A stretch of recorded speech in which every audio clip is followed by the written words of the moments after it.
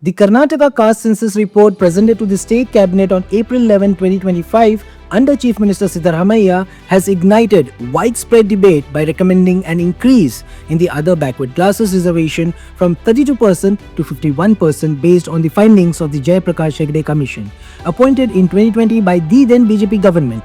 The report argues that the backward classes constitute nearly 70% of Karnataka's 5.98 crore population.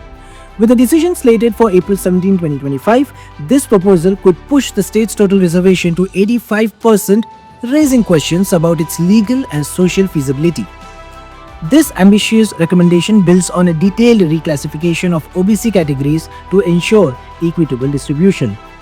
The Hegde Commission proposes replacing the current 5-category system, that is the Category 1 which is at 4%, Category 2A 15%, Category 2B 4%, Category 3A 4% and Category 3B 5% with a new 6-category matrix based on an occupation, social conditions, skills, nomadic lifestyles and traditional caste-based professions. The suggested structure allocates 6% to Category 1A, 12% to Category 1B, 10% to Category 2A, 8% to Category 2B, 7% to Category 3A and 8% to Category 3B, while introducing the creamy layer concept to Category 1, previously exempt.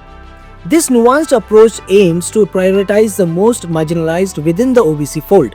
Such reclassification stems from the survey's extensive data, covering a population of 5 crore 98 lakh 14,942 with scheduled castes at 1 crore 9 lakh 29,347 scheduled tribes at 42 lakh 81,289 and OBCs across the proposed categories totaling roughly 4.16 crore.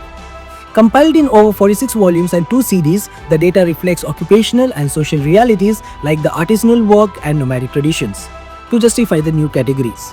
Some castes from Category 1 would move to Category 1A based on the occupational criteria, while others from Categories 1 and 2A would shift to Category 1B due to current social conditions.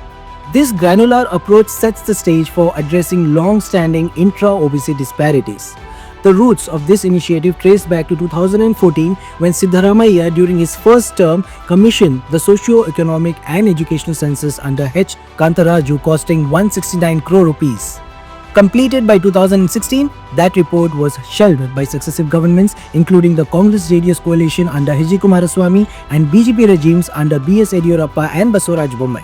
The 2020 appointment of Jayaprakash Hegde by the BJP revived the effort, culminating in the 2024 report now under consideration. This historical delay underscores the political sensitivity of caste-based policies which continues to shape current reactions. Indeed, the proposal has sparked sharp divisions. CM Siddaramaiah has championed the report as scientific, pledging its implementation to uplift backward classes, a stance echoed by OBC leaders who see it reflecting demographic realities. However, opposition parties, notably the BJP and JDS, have labelled it unscientific and politically driven.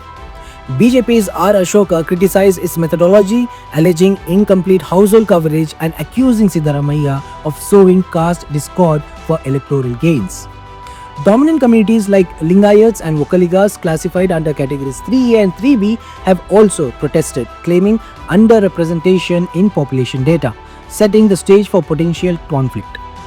These tensions highlight the broader implications of the proposed 85% reservation, which includes 17.15% for SCs, 6.95% for STs, and 10% for EWS alongside the 51% OBC quota.